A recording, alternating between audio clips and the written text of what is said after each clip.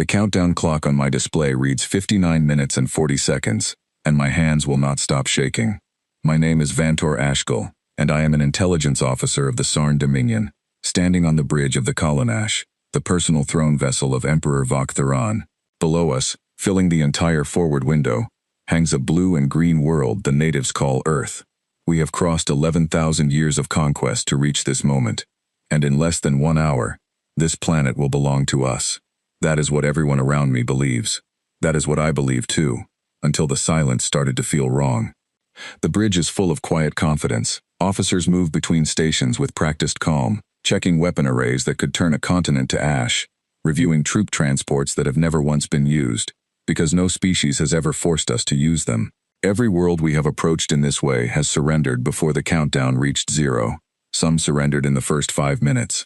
There is a name for what we do. We call it the silent hour. 1 hour to decide between existence and destruction. No civilization has ever chosen destruction. I was assigned to this fleet because I speak more human languages than anyone else in the Dominion. For 6 years I listened to Earth's broadcasts, their music, their arguments, their strange and endless news channels. I learned their words long before I ever expected to stand above their planet giving them an order to kneel. I thought I understood them. I was wrong about that too, though I did not know it yet. The Emperor stands at the center of the bridge, tall and still, his robes catching the light from the crystal displays. He does not raise his voice often. He does not need to. When he speaks, every station falls silent. "Begin the broadcast," he says. I feed the recorded message into the translation array myself, converting our words into English, into every language spoken on that small blue world. My voice, filtered through the ship's systems, becomes the voice of an empire.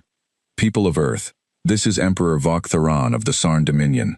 Your world has been measured, studied, and judged. Resistance against our fleet is not possible. You have 1 hour to accept the terms of peaceful integration. At the end of that hour, if no answer is given, this fleet will proceed with full authority to secure your world by any means required. This is not a threat, it is a fact. The choice belongs to you." The message goes out across every frequency Earth uses to speak to itself. Radio, television, satellite relays, even the old undersea cables we tapped months ago while their scientists were still arguing about whether we were real. 60 minutes, that is the mercy we offer. 60 minutes to decide whether millions of people live in comfort as citizens of the Dominion, or vanish under fire from ships they cannot see coming. I expect noise, I expect panic. Every world we have approached responds within the first 10 minutes with pleading messages, offers of surrender, desperate promises. The humans have been broadcasting distress calls and arguments and music into space for over a century. I expect their radios to explode with fear. Instead, there is nothing. At first, no one on the bridge notices, because nothing is exactly what surrender sounds like in the final moments before someone submits. The silence feels like preparation, like a breath held before a door opens. The Emperor watches the countdown with his hands folded behind his back, unbothered, patient the way a predator is patient. I watch something else. I watch the sensor display. 50,000 vessels sit in a loose formation around the third planet, scattered without any pattern I recognize as tactical. Their engines are cold, their weapons show no active power signatures. To every analyst on this ship, it looks like a fleet that gave up before the fight even began, a graveyard of ships waiting for us to claim them. One junior officer near me actually laughs, a short, surprised sound, and says they must have already decided to run. I do not laugh. Something about the formation nags at me, though I cannot yet say what. 50,000 ships is not a small number. Even a frightened species does not build 50,000 ships, and then leave them drifting like empty shells for an enemy fleet to admire. Commander Sesh Dral, second in rank on this bridge, orders a deeper scan of the human fleet. I watch the results scroll across my console, and my unease grows heavier with every line. Life signs are minimal across most of the vessels. Weapon systems show power levels barely above dormant. These ships are not manned for a fight. They may not be manned for anything at all. Dral turns to the Emperor. "My lord," he says, "the enemy fleet appears to be a decoy, automated hulls, likely unarmed, or armed with weapons too weak to matter. Their true forces may be hidden, or may not exist at all." The Emperor's expression does not change. "Then their weakness is even greater than we believed," he says. "Let them watch their empty ships drift while their world burns in fear. It changes nothing. The hour will end the same way it always ends." I want to agree with him. Every part of my training tells me to agree with him. But I keep thinking about the broadcasts I studied for 6 years. The arguments Earth had with itself about war and peace and pride. The songs that talked about standing tall when everything said to kneel. I think about a species that fought wars against itself for thousands of years and never once, in all their long and messy history, simply gave up because someone bigger told them to. The countdown reaches 50 minutes. Nothing changes on the human channels. No pleading, no offers, no fear. I check the old intercepted archives out of habit, pulling up recordings from decades of listening posts scattered near their solar system. I find fragments of speeches, recordings from human conflicts long before we ever arrived. Leaders standing in front of crowds promising that surrender was not something their people did, no matter the cost, no matter the size of the enemy. I remember dismissing these as empty performance when I first studied them. Every species postures, every species boasts before it kneels. That is what my superiors taught me. That is what 11,000 years of conquest has proven, over and over again. Except this silence does not feel like posturing. It feels like patience. 45 minutes remain. A young technician near the sensor array calls out that she has detected faint gravitational disturbances at the edge of the solar system, far beyond the human fleet, far beyond even their outermost moon. The readings are small, easy to dismiss as background noise from a passing comet or an unstable asteroid. I ask her to run the analysis twice. Both times the numbers come back the same. Something massive moved through that region recently, something large enough to bend space slightly, then vanished from detection entirely. I report this to Commander Drawl. He listens, considers it for a moment, then waves it away as an unrelated cosmic event. Comets do not concern us today, he says. Only the fear on that planet concerns us. I do not argue, because I have no proof. Only a feeling that has been growing steadily heavier since the countdown began. A feeling that the empty fleet drifting below us is not a sign of surrender, but a curtain hiding something we have not yet been allowed to see. 40 minutes. Still no answer from Earth. The Emperor finally shows the smallest flicker of something other than calm, a slight tightening around his eyes as he studies the silent channels himself. It is the first time in 6 years of watching him that I have seen him look, even briefly, uncertain. Perhaps they require a demonstration, he says quietly, more to himself than to us. Perhaps fear needs a reminder of its shape. He does not order an attack. Not yet. The rules of the silent hour are absolute, older than any living officer on this ship, older than the Emperor himself. No weapon is fired until the countdown reaches 0, or until the enemy fires first. It is meant to prove our confidence to every world we conquer. We are so certain of our strength that we give our enemies a full hour to accept the inevitable before we act. It has never once failed. Until now, I do not think anyone on this bridge has truly considered the word never as anything but a guarantee. 35 minutes.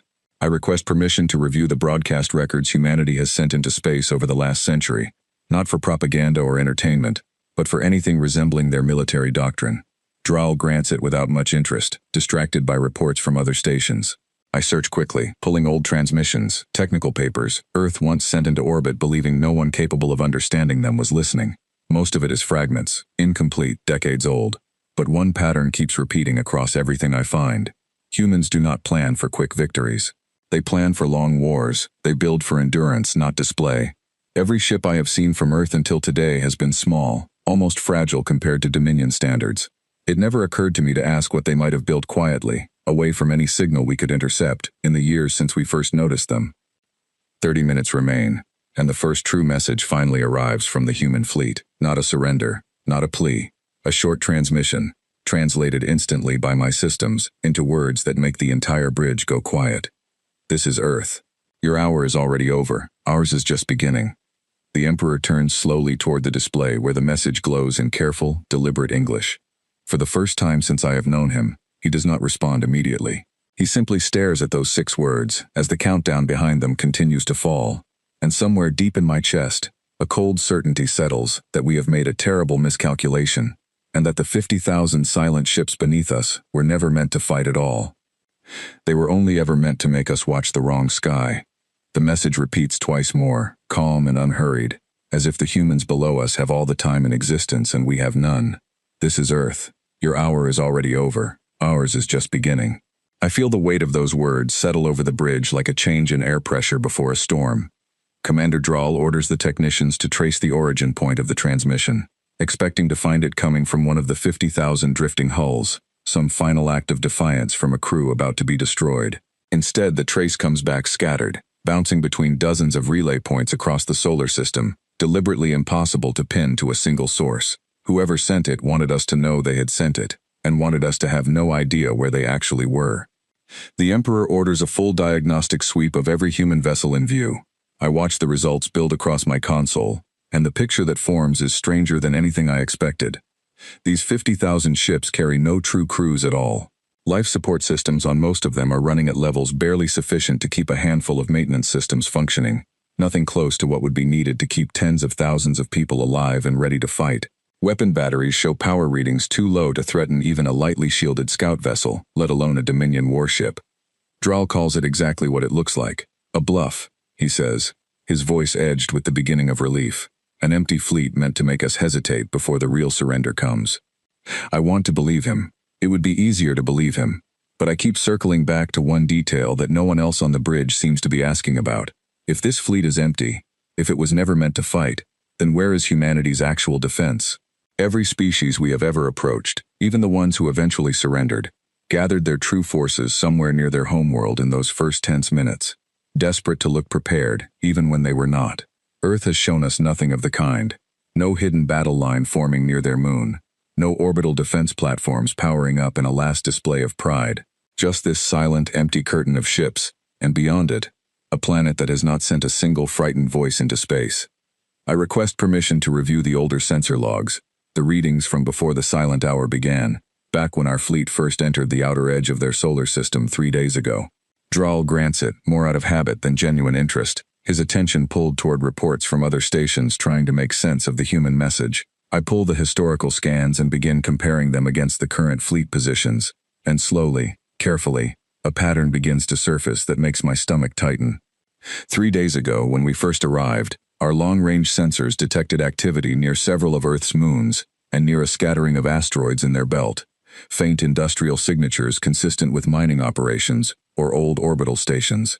At the time, nothing about those readings seemed important enough to flag for detailed analysis. We were focused on the planet itself, on cataloging its cities and its people and its weak, scattered military presence. Now, comparing those old readings against what our sensors show today, I noticed that several of those faint industrial signatures have gone completely dark, not destroyed, not damaged, simply switched off, as if whatever was operating there no longer needed to hide behind the pretense of ordinary activity. I bring this to Drall directly, laying out the comparison on his display. He studies it for a long moment, his earlier confidence flickering slightly. Perhaps mining stations shutting down for safety, he offers, though his voice carries less certainty than before. Or perhaps, I say, choosing my words carefully, they were never mining stations at all. Before he can respond, a new alert flashes across the sensor grid, and this time even the most confident officers on the bridge fall silent. Gravitational readings, similar to the faint disturbance we detected earlier near the edge of the system, are now appearing in multiple locations simultaneously, clustered around the asteroid belt and near 2 of Earth's smaller moons. The readings are stronger this time, unmistakable, the kind of distortion caused by something enormous moving with great speed and great control. The Emperor finally speaks, his voice sharp enough to cut through the murmurs building across the bridge. Identify those signatures immediately. The technicians work frantically, running every scanning protocol available to us, and the results that come back only deepen the unease spreading through the room. Whatever is generating those distortions is shielded against every detection method we possess, visible only in the brief moments before it moves again, vanishing like a shadow slipping between one patch of darkness and the next. It is not one object. The readings suggest dozens of separate sources, possibly more, spread across a wide arc of space that curves around behind our own fleet's position. I feel the shape of the trap before I fully understand it, the way you sense a held breath in a room before someone finally exhales. The 50,000 ships beneath us were never meant to be humanity's true defense. They were placed exactly where we would look, drifting and silent and unmanned, drawing every sensor and every eye toward the empty spectacle of a fleet too weak to matter, while something else moved into position around us, hidden by the very confidence that has carried the Dominion through 11,000 years of unbroken conquest. I share this thought with Drall, my voice lower now, careful not to let it carry to the Emperor before I am certain. Commander, I believe the human fleet in view was deployed as a distraction.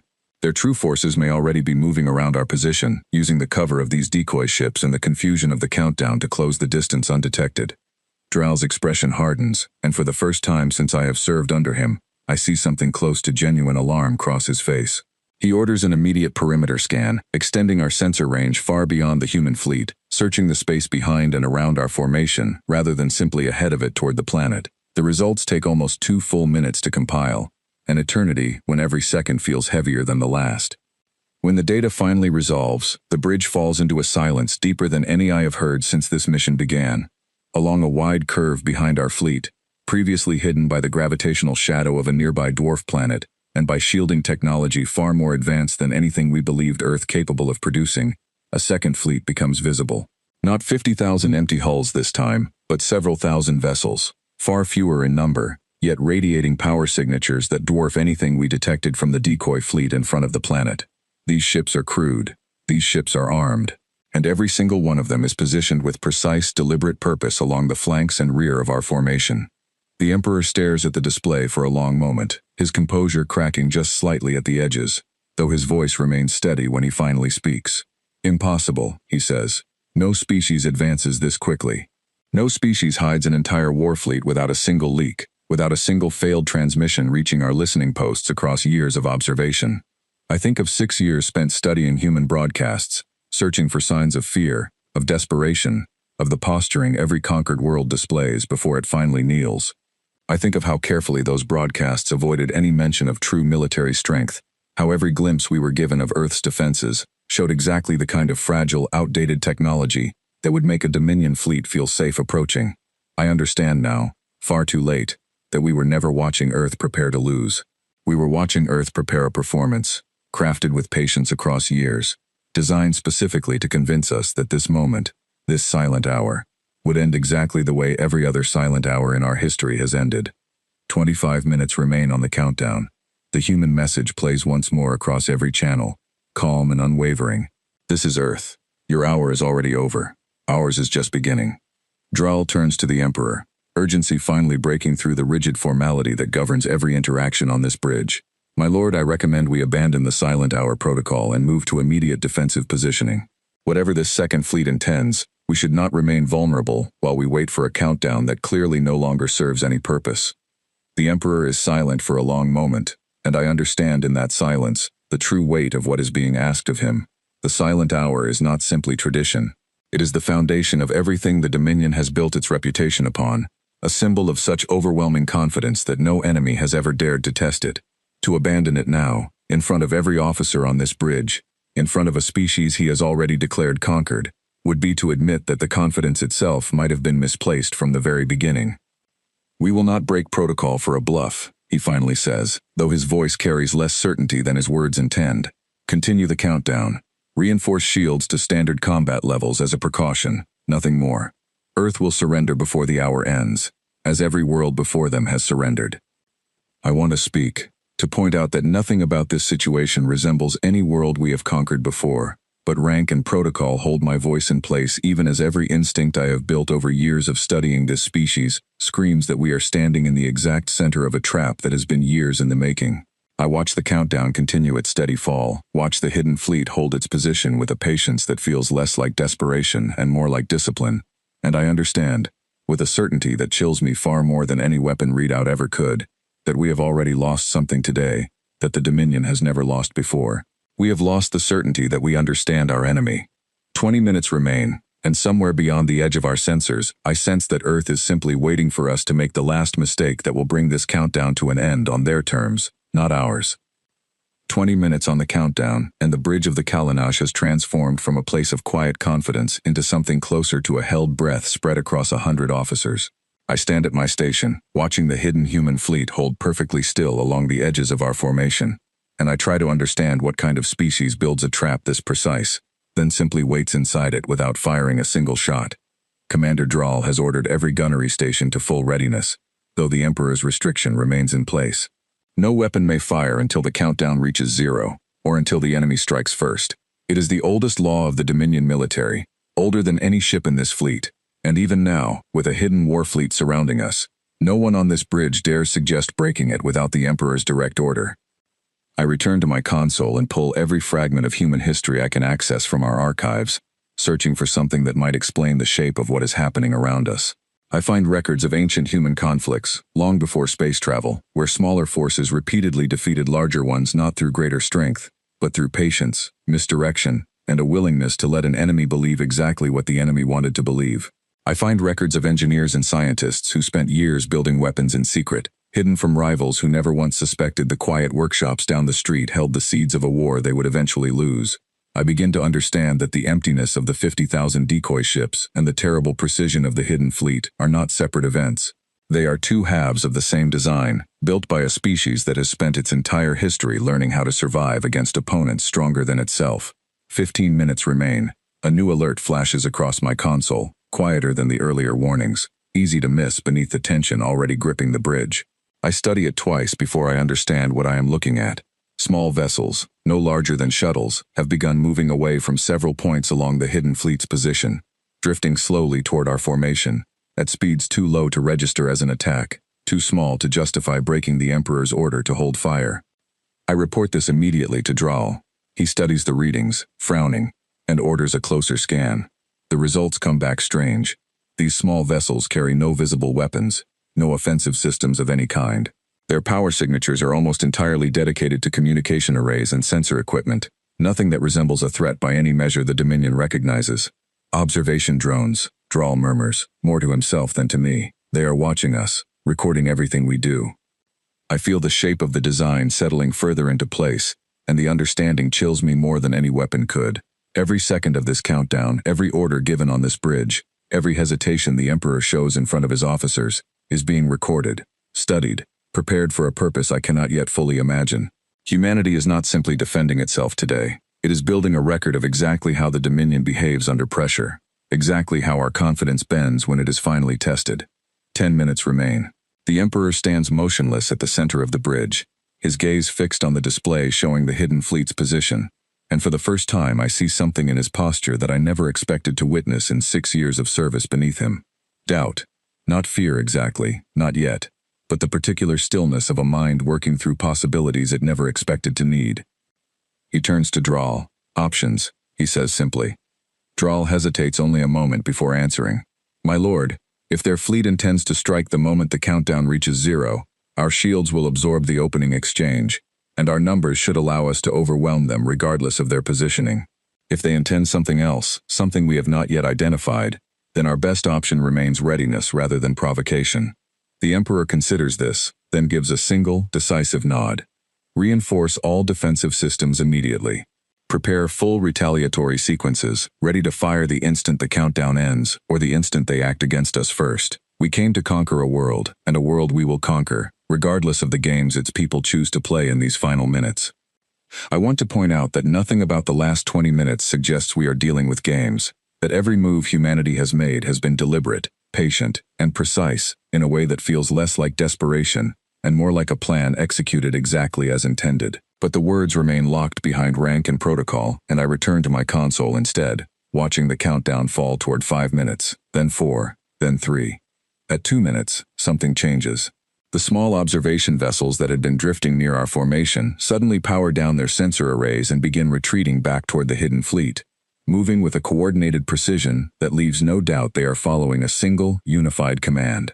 I feel my chest tighten as I watch them go, understanding on some instinctive level that whatever they came to observe, they have finished observing it, and now the true test is about to begin. 1 minute remains. The bridge falls into a silence so complete that I can hear the quiet hum of the ship's systems beneath the tension, the small mechanical sounds that usually disappear beneath conversation and activity. Every officer stands at their station, watching either the countdown or the hidden fleet, waiting for whichever comes first to determine the shape of everything that follows. 30 seconds. The Emperor's hand rests on the edge of the command console, his knuckles pale against the dark surface. I realize, watching him, that even now, even with everything we have discovered in the last hour, some part of him still believes that Earth will surrender in these final seconds, that the ancient pattern of the silent hour will hold exactly as it always has, that 11,000 years of unbroken success cannot possibly end here, against a species we first noticed only decades ago. 10 seconds. 5. The countdown reaches 0, and for a fraction of a heartbeat, absolutely nothing happens. The bridge holds its collective breath in that impossible silence, and I allow myself, for one brief and foolish moment, to believe that perhaps the Emperor was right after all, that the humans have simply run out the clock in some final act of stubborn defiance, before finally sending the surrender we have waited an hour to receive. Then the sensors erupt with light. Every ship in the hidden human fleet moves at once, their engines flaring to life with a precision that suggests the command was given long before the countdown ever reached zero, waiting only for that exact moment to execute. They do not charge toward us in the chaotic, desperate rush I would expect from a smaller force facing overwhelming numbers. They move instead like a single organism, flowing into positions along the exact gaps in our formation, where our shield coverage overlaps least effectively, gaps that should be nearly impossible to identify without detailed knowledge of Dominion shield architecture. I feel a cold certainty settle over me as the first strikes land, precise and devastating, targeting not the thickest armor of our largest vessels but the specific junctions where shield generators connect to hull structure, points of weakness that our own engineers consider nearly theoretical, so difficult to strike that no enemy has ever managed it before. Ship after ship along our outer formation shudders under impacts that should not be possible with the weapon technology we believed Earth possessed only hours ago.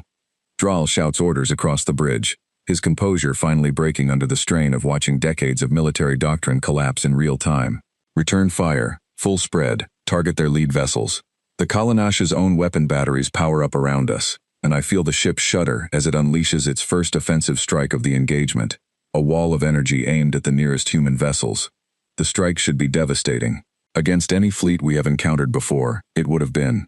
Instead, I watch in disbelief as the human ships scatter with impossible speed, their formations breaking apart and reforming in patterns that seem to anticipate exactly where our weapons will fire before we fire them. Only a handful of shots connect, and even those seem to do less damage than our targeting systems predicted, as if the human vessels carry defensive systems specifically calibrated against the exact weapon signatures the Dominion has used for centuries. I finally understand, watching this unfold, why the 50,000 decoy ships mattered so much beyond simply distracting our attention. They were not only a curtain to hide the true fleet behind them, they were also a study. Every scan we ran against those empty hulls during the countdown, every attempt to analyze their weak point and their systems, fed directly into whatever process the true human fleet used to calibrate its own defenses in these final minutes before the engagement began. We spent the entire hour unknowingly showing our enemy exactly how we intended to fight them. The Emperor's voice cuts through the chaos building across the bridge, sharp with an authority that still carries the weight of 11,000 years of unbroken command, even as everything around us suggests that authority may finally be meeting its limit. Divert full power to forward shields. Concentrate our fire on their capital vessels. We have faced greater numbers before and prevailed. We will prevail again today. But even as he gives the order, I notice something on my display that makes the cold certainty in my chest deepen into something closer to genuine alarm. The human fleet is not simply fighting with skill and precision, it is fighting with patience, drawing our largest vessels into positions that seem almost too convenient, hurting our formation with subtle, deliberate maneuvers rather than brute force, the way a skilled hunter guides prey toward a waiting trap rather than simply chasing it down. I try to bring this observation to Draal, but the noise on the bridge has grown too loud, officers shouting damage reports and tactical updates over each other as the engagement intensifies around us. I watch the tactical display instead, tracking the slow, deliberate movement of the human formation, and I understand with growing dread that whatever they are herding us toward, we are still many minutes away from discovering what waits at the end of that careful, patient maneuver. The Kalanash shudders again under another precise strike, this one closer to our own position near the ship's center, and I grip the edge of my console as alarms begin sounding across the bridge, warning of damage to systems I never expected to see threatened in my lifetime of service. Somewhere beyond the chaos of the engagement I can still hear, faintly, through the ship's communication systems, the echo of that same calm human transmission, repeating one final time before the noise of battle drowns it out completely. This is Earth. Your hour is already over, ours is just beginning. Smoke fills the lower corridors of the Kalanash, though our ship carries no true fire, only the thick chemical haze released when shield generators overload and burn through their casings. I brace against my console as another impact rocks the bridge, and I watch the tactical display continue to shift in ways that no longer resemble anything close to a fair contest between forces. Draal shouts new orders, his voice hoarse now from an hour of tension finally breaking into open urgency. Fall back to secondary formation. Protect the flagship at all costs. Around us, the surviving vessels of our fleet attempt to comply, engines flaring as they try to pull back into a tighter defensive shell around the Kalanash. But the human ships anticipate the movement before it fully begins, sliding into the gaps our retreat creates with a timing that feels less like combat and more like a rehearsed performance they have practiced 1,000 times before this day ever arrived. I watch one of our largest support cruisers, the Threndel, attempt to shield the Kalanash's flank, only for 3 human vessels to strike its weakened generator junction in near-perfect unison. The exact vulnerability our own engineers considered too difficult for any enemy to reliably target. The Threndel's shields collapse entirely within seconds, and the ship drifts out of formation, crippled but not destroyed, its remaining systems venting atmosphere into the vacuum in a long silver plume visible even from our position. I realize, watching this happen again and again across our formation, that the humans are not fighting to destroy us. Ship after ship suffers the same pattern, precise strikes to shield junctions and propulsion systems, disabling rather than obliterating, leaving crews alive but powerless, vessels drifting but intact. It would be so easy to mistake this restraint for mercy, and some part of me, still clinging to the last shreds of Dominion pride, wants to believe that is exactly what it is. But watching the calm, controlled precision of every strike, I understand it is not mercy at all. It is control. Humanity is choosing exactly how much damage to inflict, exactly which systems to disable, with a confidence that leaves no doubt they could have chosen destruction instead, and simply decided against it for reasons of their own. The Emperor stands at the center of the bridge, his composure finally beginning to crack in ways I never expected to witness. His hands grip the edge of the command console tightly enough that I can see the strain in his posture even from across the room. Around him, officers deliver damage reports in increasingly strained voices, each one detailing another vessel disabled, another section of our formation collapsing under the weight of an attack we still do not fully understand. Status of the eastern flank, the Emperor demands, his voice carrying an edge I have never heard in 6 years of service beneath him. Collapsed, my lord, comes the reply. 17 vessels disabled, no losses reported, but all 17 are drifting without power, unable to rejoin the formation. Western flank, he demands next, and receives nearly identical news. Another significant portion of our fleet rendered helpless without a single vessel actually destroyed. I understand, listening to these reports accumulate, that humanity is not simply winning this engagement. They are demonstrating something, proving a point with a precision that feels almost surgical in its restraint, and I begin to suspect that whatever point they intend to prove, we are about to discover it whether we wish to or not. I return my attention to the tactical display, and notice the slow, deliberate herding pattern I identified earlier has nearly completed its purpose. The Kalanash, along with a small cluster of remaining escort vessels, has been pushed by the accumulated pressure of the engagement into a position nearly isolated from the rest of our fleet, surrounded on almost every side by human vessels that have stopped advancing entirely, holding their positions in a tight, controlled perimeter around us. I bring this to Draal immediately, my voice tight with the certainty of what it means. Commander, we have been isolated. The human fleet has stopped attacking. I believe they intend to force a direct confrontation with the flagship specifically. Draal's face pales as he studies the display himself, and for a long moment, neither of us speaks, understanding settling over the bridge in a silence that feels heavier than any alarm or damage report. The Emperor notices the shift in atmosphere and turns toward us, his expression demanding an explanation before either of us can offer one voluntarily. Report, he commands. My lord, Draal says carefully, the enemy fleet has ceased offensive action against our remaining forces. Our position has been isolated from the rest of the formation. I believe they intend some form of direct communication or confrontation specifically with this vessel. The Emperor's jaw tightens, and I watch him wrestle visibly with the weight of a decision I know he never expected to face in his lifetime of unbroken command. Around us, the human fleet holds its position with a discipline that carries no trace of triumph or aggression, simply a patient, watchful stillness that feels somehow more unsettling than the earlier chaos of open combat. A new transmission arrives, cutting through the tense silence of the bridge. And this time it does not repeat the earlier message. A new voice speaks instead, translated instantly by my own systems into the careful, measured tones of a language I recognize immediately as English, though the voice itself carries none of the fear or desperation the Dominion has come to expect from every conquered world before this one. This is Fleet Commander Owen Marlowe of the Earth Defense Coalition, speaking directly to Emperor Vok-Theron. Your flagship is currently isolated and unable to receive reinforcement. Your remaining fleet has been disabled without significant loss of life on either side, a choice we made deliberately and could have made differently. We are prepared to discuss terms. We recommend you consider that offer carefully because it will not remain available indefinitely. The bridge falls into a silence so complete that I can hear my own pulse in my ears. The Emperor stands motionless, staring at the display where the message continues to glow in careful, deliberate translation, and I understand, watching him, that we have arrived at the exact moment this entire engagement was designed to produce. Not humanity's destruction, not even the Dominion's destruction, something else entirely. Something that feels, for the first time in 11,000 years of conquest, like a negotiation offered from a position of genuine strength, rather than desperate surrender. The Emperor turns to Drawl, his voice quieter now than I have ever heard it, stripped of the absolute confidence that has defined every moment of his command since I first joined this fleet. What forces remain to us, he asks. Drawl studies the tactical display for a long moment before answering. The Kalunach remains functional, though our shields are significantly weakened.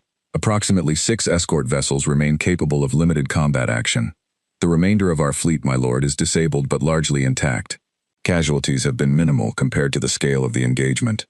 I notice something in Drawl's voice as he delivers this report, a note of confusion layered beneath the exhaustion, and I recognize it because I feel the same confusion myself. Minimal casualties. An entire fleet disabled, humiliated, outmaneuvered at every turn, and yet remarkably few lives lost on either side.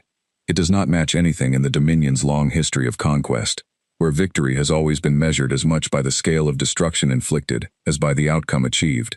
Humanity has just demonstrated overwhelming tactical superiority, while somehow avoiding the devastating losses such a victory would normally require, and I understand, slowly, that this restraint was never an accident. It was as carefully planned as every other element of this engagement. The Emperor stands in silence for a long moment, and I watch something shift behind his eyes, the particular stillness of a mind confronting a truth it has spent an entire lifetime believing impossible. Open a channel, he finally says, his voice quiet but steady. I will speak with this fleet commander directly. I move to comply immediately, my hands working across my console to establish the connection, and as the channel opens, I feel the strange, dizzying awareness that I am about to witness something no Sarn officer has ever witnessed before in the long history of our empire. Not a surrender delivered by a conquered world, trembling and desperate. A conversation, offered calmly, between equals, by a species we arrived here fully believing incapable of anything but quiet submission. The channel connects, and for a moment, neither side speaks. The silence stretching between two fleets that have just fought each other to a standstill unlike anything either has ever experienced before. Then the Emperor draws himself up to his full height, gathering whatever remains of his composure, and speaks the first words of what I already suspect will become one of the most important conversations in the history of our empire. I am listening, Commander Marlowe, he says. Speak your terms. The image resolves on our main display, and for the first time in 6 years of studying this species from a distance, I see a human being look directly at an emperor of the Sarn Dominion, without a trace of fear in his expression. Commander Owen Marlowe appears younger than I expected, his uniform simple compared to the ceremonial robes filling our own bridge, his posture calm in a way that feels earned rather than performed. Emperor Vok Theran, he begins, his voice steady, carrying none of the triumph I might have expected from a species that has just accomplished something no other world has ever managed against us. I want to start by saying that nothing about today was intended as cruelty. Every strike our fleet made was calculated specifically to disable, not destroy. Your crews are alive. Your ships, though damaged, remain largely intact. That was a deliberate choice, and I want you to understand why we made it before we discuss anything else. The Emperor's jaw tightens, and I can see the effort it costs him to respond with anything resembling composure. You speak as though restraint earns you some form of gratitude, he says. You have humiliated an empire 11,000 years in the making. Marlowe does not flinch at this, though something in his expression softens slightly, less triumphant than thoughtful. We didn't do this for gratitude, Emperor. We did it because we studied your history the same way you studied ours, and we learned that every world the Dominion has ever conquered was given exactly one choice: kneel or be destroyed. We wanted to show you there was a third option, one your empire has apparently never encountered before today. I watched the Emperor absorb this, and I noticed Drawl beside me has gone very still, his attention fixed entirely on the exchange unfolding across the display. Around the bridge, other officers have quietly abandoned their stations to listen, the ordinary business of running a warship forgotten in the face of a conversation that feels like it is reshaping the fundamental rules our entire military culture has operated under for longer than any of us have been alive. Explain, the Emperor says finally, the single word carrying more weight than any full sentence could. Marlowe nods slightly, as if he expected the request. 3 years ago, your listening posts intercepted our communications and began studying us. What you didn't know is that we noticed your listening posts almost as quickly as you noticed us. We've spent those 3 years learning everything we could about the Dominion, your history, your conquests, the pattern you follow with every world you approach. We learned that your empire has never once faced genuine resistance, because every species you've encountered either surrendered immediately or fought back with technology so far beneath yours that the outcome was never truly in question. We built our entire strategy around one simple fact. You have never had to adapt, because you have never needed to. I feel the truth of this settle over me with an uncomfortable weight, understanding now why the 50,000 decoy ships worked so effectively, why the hidden fleet's precision felt almost supernatural in its accuracy. It was never supernatural. It was simply the result of a species studying its enemy, with the same careful patience the Dominion has spent millennia not needing to develop, because no one has ever forced us to.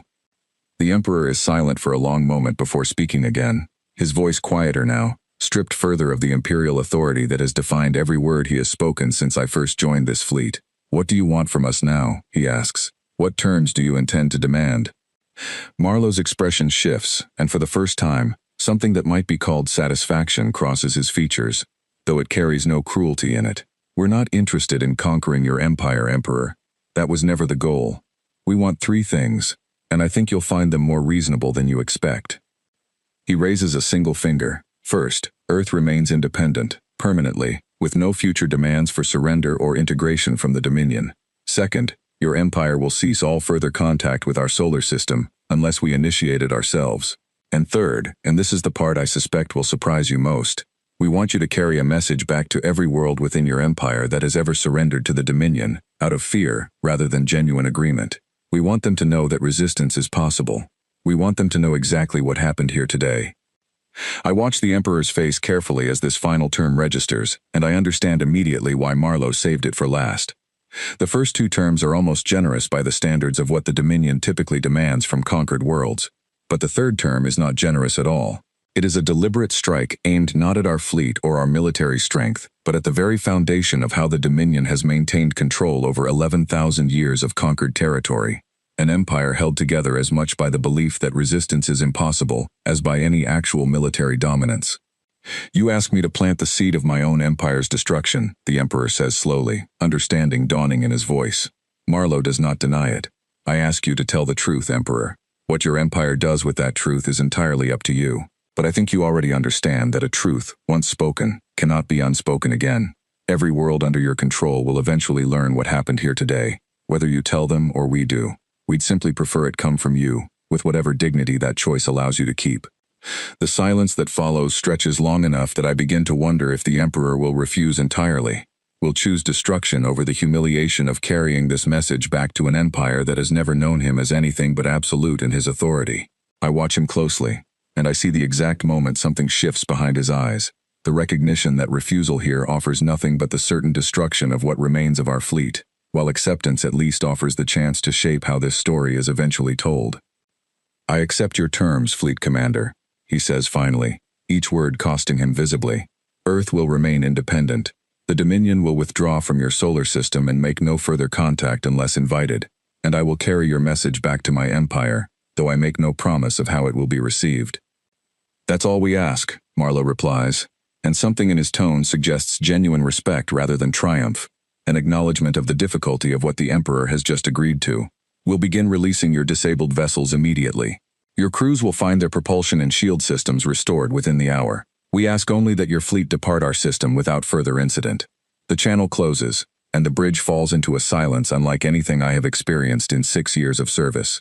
Around me, officers stand at their stations, processing the enormity of what has just occurred, an agreement negotiated not from a position of desperate surrender, but between 2 forces that have just proven themselves capable of standing against each other, as something closer to equals. I am pulled from my thoughts by a quiet request relayed through the ship's communication system, addressed specifically to me. Fleet Commander Marlowe has requested a brief conversation with the Dominion's lead intelligence officer, the one responsible for the linguistic translation of the initial ultimatum. I feel a strange mixture of apprehension and curiosity as I make my way to a private communication terminal, wondering what a human commander could possibly want from someone whose entire role in this engagement was simply translating threats into words his people would understand. The connection opens, and Marlowe's face appears before me, his expression calmer now, more relaxed than the careful formality he maintained during his conversation with the Emperor. You did the actual language work on that ultimatum, he says, not quite a question. I confirm this, uncertain what response he expects from me. Your translation was excellent, he says, something almost like a smile touching his expression. Genuinely well done, considering how difficult our language can be to render accurately. I wanted you to know that, because I suspect you're one of the few people on that ship who actually took the time to understand us rather than simply catalog our weaknesses. I do not know how to respond to this, and something in my hesitation must show, because Marlowe continues without waiting for a reply. I read your service record when we intercepted your fleet's communications, he says. 6 years studying our broadcasts. That's a long time to spend learning about a people you were told would simply surrender the moment they saw your ships. I imagine that gave you a different perspective than most of your colleagues. I consider his words carefully before answering, choosing my response with more honesty than I expect the Dominion's rigid protocols would normally permit. I did begin to suspect, over those years, that your species would not respond the way our doctrine predicted, I admit. I did not fully understand how deep that difference ran until today. Marlowe nods, as if this confirms something he already suspected. That's more self-awareness than most conquerors ever manage, he says. I hope your empire listens to what you learned today, even if I suspect it won't be easy for them to hear it. The conversation ends shortly after, and I return to my station as the bridge begins the slow process of coordinating our fleet's withdrawal. Disabled vessels gradually regaining power as promised. Crews reporting in with a mixture of relief and quiet humiliation that I suspect will follow this fleet for the rest of its existence. I watch the Emperor stand at the center of the bridge, his posture still upright, still carrying the outward appearance of imperial authority, though something fundamental has clearly shifted behind his composed expression. As our fleet begins its slow retreat from the solar system, I find myself looking back one final time at the small blue and green world we arrived, believing we would conquer within a single hour. I think about the 6 years I spent studying this species from a distance, listening to their broadcasts, learning their languages, quietly building an understanding that none of my superiors ever thought worth taking seriously. I think about the 50,000 empty ships that drew our attention exactly where humanity wanted it, and the hidden fleet that waited with a patience I am not certain the Dominion has ever demonstrated in our entire long history of conquest. I think most of all about the message the Emperor now carries back to an empire that has never once questioned its own inevitability.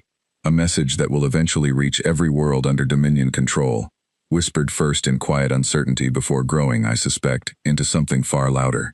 I do not know what will become of the Dominion once that message spreads, whether it will strengthen our empire through the lesson learned here, or whether it will begin the slow unraveling of 11,000 years of unquestioned authority. What I know, watching Earth shrink slowly behind us as our fleet withdraws in something far closer to retreat than victory, is that the galaxy has just learned something today that it will not soon forget. There is a difference between a species too weak to resist and a species patient enough to wait for the exact moment resistance becomes overwhelming. Today, for the first time in the long history of the Sarn Dominion, we finally understood which one we had found. And somewhere behind us, on a small world we once believed would simply kneel, I imagine the countdown clock we built to demonstrate our own inevitability now running in reverse, counting down instead toward the moment the rest of the galaxy finally learns what 50,000 silent ships were truly capable of teaching us.